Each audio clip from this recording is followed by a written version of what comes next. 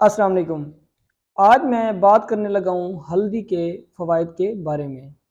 मैं एक allopathic doctor हूँ, लेकिन हल्दी के फ़वाइद का सुन सुन के एक तजस्सुस पैदा हुआ कि इसके बारे में कुछ ना कुछ रिसर्च पे फोकस किया जाए और पढ़ा जाए और आप लोगों के साथ शेयर किया जाए।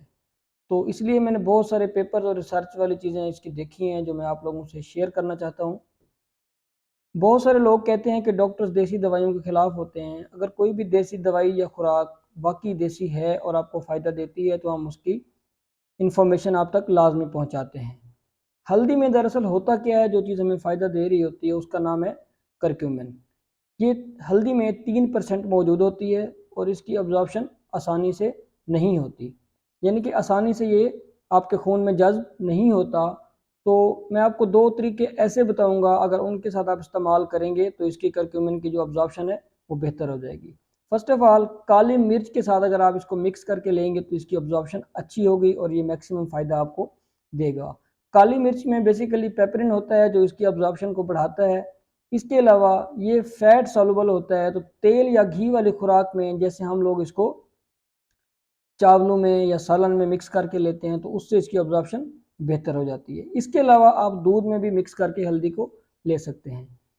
अब हल्दी के फ़वाइद के बारे में बताने से पहले मैं आपको दो ऐसी चीज़ें बताऊंगा जिसकी बेस पे ये हमारे जिस्म में बहुत सारे फ़ायदे देती है। इसका एक इफ़ेक्ट होता है एंटी इन्फ्लेमेटरी, यानी कि सोजिश को कम करती है। दूसरा होता है एंटीऑक्सीडेंट्स, यानी कि ऑक्सीडेंट्स को जिस्म से खारिज करती है। अब एंटी इन्फ्लेमेटरी यानी कि सोजिश को कम करने वाले इसके जो फ़ायदा है उसके बारे में अगर आपको बताऊं तो दो किस्म की इन्फ्लेमेशन यानी कि सोजिश हमारे जिस्म में हो रही होती है।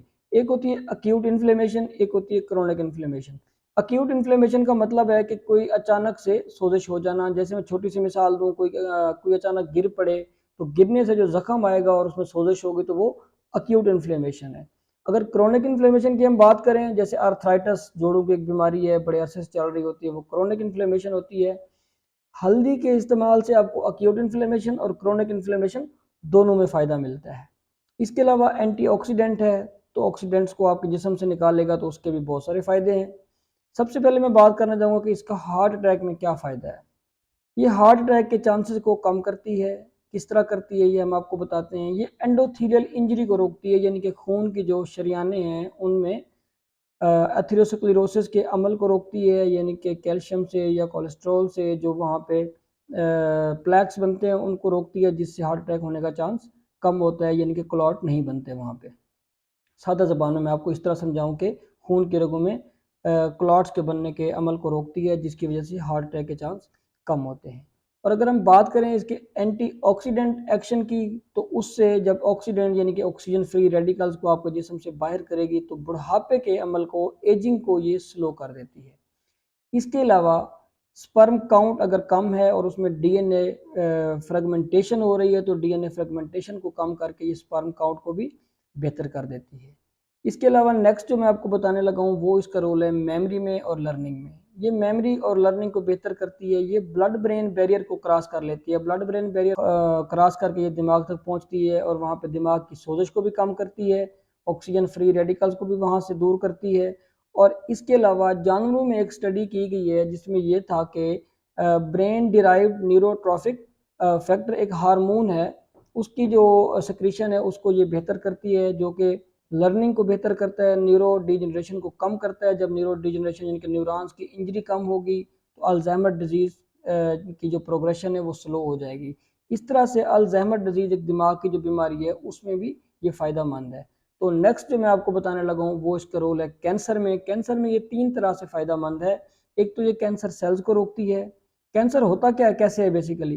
कैंसर में ये होता है कि जो सेल्स की ग्रोथ होती है वो म्यूटेशंस की वजह से अब नॉर्मल हो जाती है और जितना सेल ने ग्रो करना होता है वो उससे एक्स्ट्रा ग्रो करता है और ये ग्रो नॉर्मल नहीं होती, अब नॉर्मल होती है।